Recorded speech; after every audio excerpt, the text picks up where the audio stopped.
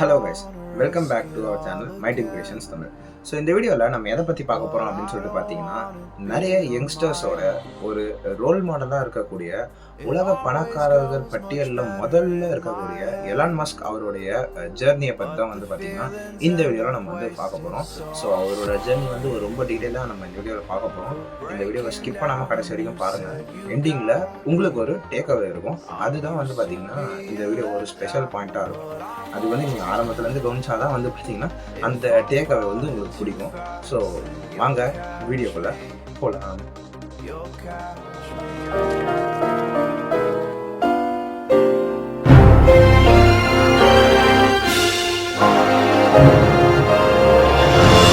நம்மலாம் நம்மளோட சைல்ட்ஹுட் டேஸில் வந்து பார்த்தீங்கன்னா டாய்ஸோட வந்து விளையாடினோம். அவர் வந்து ஒரு 10-12 இயர்ஸாக இருக்கும் போதே வந்து எக்ஸ்பர்ட் இன் ப்ரோக்ராமராக வந்து ஆகிறாரு. ஸோ இது வந்து எவ்வளோ பெரிய ஒரு விஷயம் அப்படின்னு பார்த்தீங்கன்னா, இந்த காலத்தில் வந்து நீங்கள் வந்து ஒரு கம்ப்யூட்டர் கோர்ஸ் வந்து பண்ணணும் அப்படின்னா ஒரு கம்ப்யூட்டர் கிளாஸில் போயிட்டு பைத்தான், ஜாவா அந்த மாதிரி ஒரு கோர்ஸ் சூஸ் பண்ணி நீங்கள் வந்து பண்ணீங்க அப்படின்னா நீங்கள் அதில் எக்ஸ்பர்ட் ஆகலாம். ஆனால் அவர் அந்த வயசுலேயே வந்து பார்த்தீங்கன்னா ஒரு கேம் வந்து கிரியேட் பண்ணுறாரு. அந்த கேமுக்கு வந்து பார்த்தீங்கன்னா ஒரு $500 வந்து ஒரு பெரிய கம்பெனி அது மேலே இன்ட்ரெஸ்ட் ஆகி அதை வந்து வாங்குறாங்க. ஸோ இது வந்து ரொம்ப ஒரு மேசிவான ஒரு திங், இவரோட ஒரு சைல்ட்ஹுட்டில் நடக்கிற ஒரு விஷயம். இதுக்கப்புறமா வந்து பார்த்தீங்கன்னா இவரோட ஸ்கூலிங்கெல்லாம் முடிச்சுட்டு இவர் வந்து கனடாவில் போய் படிக்க போகிறாரு. அதுக்கப்புறம் வந்து அமெரிக்காவில் பென்சில்வேனியா யூனிவர்சிட்டியில் போய் படிக்க போகிறாரு. ஸோ இதெல்லாம் முடிச்சிட்ட அப்புறமா இவர் வந்து என்ன பண்ணுறாரு அப்படின்னு பார்த்தீங்கன்னா 1995 ஹி ஸ்டார்டட் அ கம்பெனி. அந்த கம்பெனி வந்து ஒரு பேசிக் ஐடியா என்னன்னு பார்த்தீங்கன்னா, இந்த ஸ்விக்கி, ஜொமேட்டோட இன்னைக்கு காலத்தில் இருக்க ஐடியா இருக்குங்க. அந்த ஐடியா தான் வந்து அந்த கம்பெனி 1995 அவர் வந்து ஸ்டார்ட் பண்ணியிருந்தாரு. ஆனால் அதோட இன்வெஸ்டர்ஸ்லாம் வந்து பார்த்தீங்கன்னா இந்த கம்பெனி பயங்கர நல்ல ஒரு ஹை ப்ராஃபிட்டில் போகிறதுனால வேற ஒரு கம்பெனி வந்து அதோட காம்படிட்டராக இது இருக்குதுன்றதுனால அதை வாங்க வராங்க. ஸோ அப்போ வந்து இந்த இன்வெஸ்டர்ஸ்லாம் வந்து இந்த கம்பெனி வந்து வித்துடுறாங்க காசுக்காக. ஆனால் இவருக்கு வந்து பார்த்தீங்கன்னா அவ்வளோ பெரிய லாபம் கிடையாது. ஏன்னா இவர் வந்து ஜஸ்ட் வந்து இந்த கம்பெனியை கிரியேட் பண்ணி என்னதான் பண்ணியிருந்தாலும் இன்வெஸ்டர் வந்து நம்மளாக இருக்க முடியாது, ஏன்னா நம்மளுக்கு அவ்வளோ காசு கிடையாது அப்படின்றது இவருக்கு நல்லா. அடுத்ததாக அவர் வந்து பார்த்தீங்கன்னா பேபால் அப்படின்ற ஒரு கம்பெனி வந்து ஆரம்பிக்கிறாரு. இந்த கம்பெனி வந்து பார்த்தீங்கன்னா இன்னைக்கு காலத்தில் இருக்கக்கூடிய ஃபோன்பே, ஜிபே இந்த மாதிரியான ஒரு ஆப் தான் வந்து பார்த்தீங்கன்னா இந்த பேபால். இந்த ஒரு நிறுவனம்ன்றது வந்து ஒரு பயங்கரமான ஒரு பூமாக இருக்குது. ஏன்னா அந்த காலத்துலேயே வந்து இந்த மாதிரியான ஒரு ஐடியா வந்து அவர் வந்து வச்சிருந்தாரு. மஸ்க் வந்து இந்த கம்பெனியோட மேஜரான ஷேர்ஸ், அதாவது பங்கு இருக்கும் இல்லைங்களா, அந்த பங்குலாம் வந்து இவர் தான் வந்து அதிகமாக வந்து ஓன் பண்ணுறாரு. ஸோ இந்த மாதிரி வந்து அவர் எல்லா பங்கும் வந்து வாங்கி வச்சுக்கிறாரு.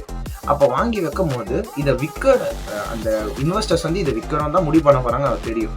அப்போ விற்கும் பொழுது அவருக்கு வந்து ஒரு 1500 கோடி கிட்ட வந்து பார்த்தீங்கன்னா இந்த வந்து கிடைக்குது. இப்போ 1500 கோடினா வந்து எல்லாரும் வந்து செட்டில்டா அப்படின்னு சொல்லிட்டு போயிடுவாங்க. ஆனால் இவர் வந்து அதை வச்சு புதுசாக வந்து ஒன்று கிரியேட் பண்ணணும். புதுசாக இப்போ நிறைய கம்பெனி பார்த்துட்டார் அவர், அந்த மாதிரி புதுசாக ஒன்று கம்பெனி கிரியேட் பண்ணோம் அப்படின்றது அவருடைய ஒரு லைஃப் டைம் அச்சீவ்மெண்ட்ன்றது பார்த்தீங்கன்னா மார்ஸில் வந்து மக்களை குடியேற்றது தான் வந்து அவரோட லைஃப் டைம் அச்சீவ்மெண்ட்டாக அவர் வந்து நினைக்கிறாரு அப்படின்றார்.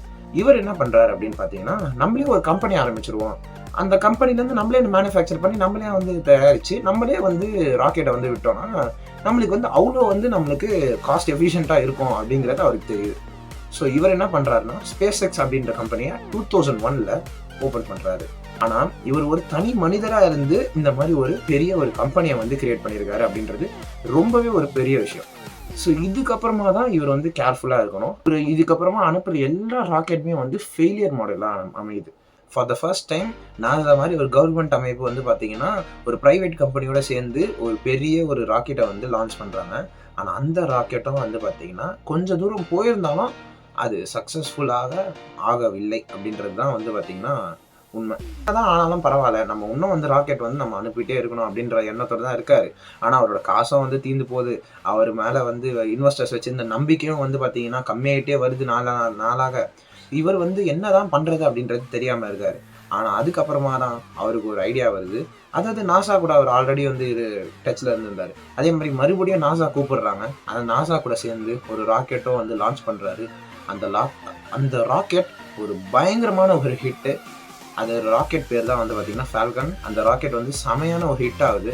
அதற்கு பிறகு எலான் மஸ்க்கு ஒரு பயங்கரமான ஒரு ஹிட்டு என்னன்னு பார்த்தீங்கன்னா, நாசா வந்து சொல்லிடுறாங்க இந்த மாதிரி வந்து எங்களுடைய ராக்கெட்ஸ் எல்லாம் வந்து விண்வெளிக்கு எடுத்துகிட்டு போகிற ஒரு ப்ராசஸ் வந்து ஸ்பேஸ் எக்ஸ் கம்பெனிக்கு வந்து நாங்கள் வந்து கொடுக்குறோம் அப்படின்ற மாதிரி சொல்லிடுறாங்க. இவர் வந்து ஒரு ஐடியா கண்டுபிடிக்கிறாரு. ராக்கெட்டில் வந்து எப்பயுமே சேட்டலைட் இருக்கும்.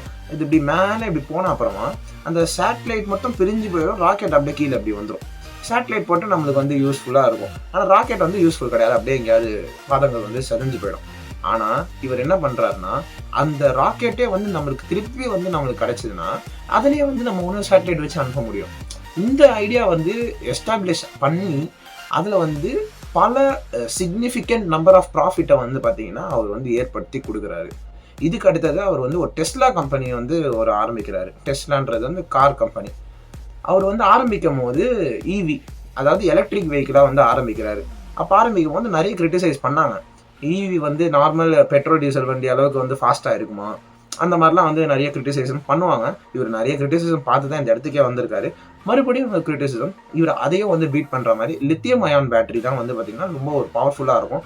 அந்த பேட்டரியும் வந்து நானே தயாரித்து நானே வந்து என்னோட காரில் வந்து இம்ப்ளிமெண்ட் பண்ணுறேன் அப்படின்ற மாதிரி இவர் வந்து பண்ணியிருப்பாரு. ஸோ வந்து இதெல்லாம் கேட்கும் போது வந்து பார்த்திங்கன்னா இவர் மேலே இருக்க மரியாதை வந்து பார்த்திங்கன்னா எங்கேயோ போகும். மாதிரி வீடியோஸை வந்து நிறைய பேருக்கு ஷேர் பண்ணுங்கள். அண்ட் மறக்காமல் மைடின் கிரியேஷன்ஸுக்கு சப்ஸ்கிரைப் பண்ணிக்கோங்க. நன்றி, வணக்கம்.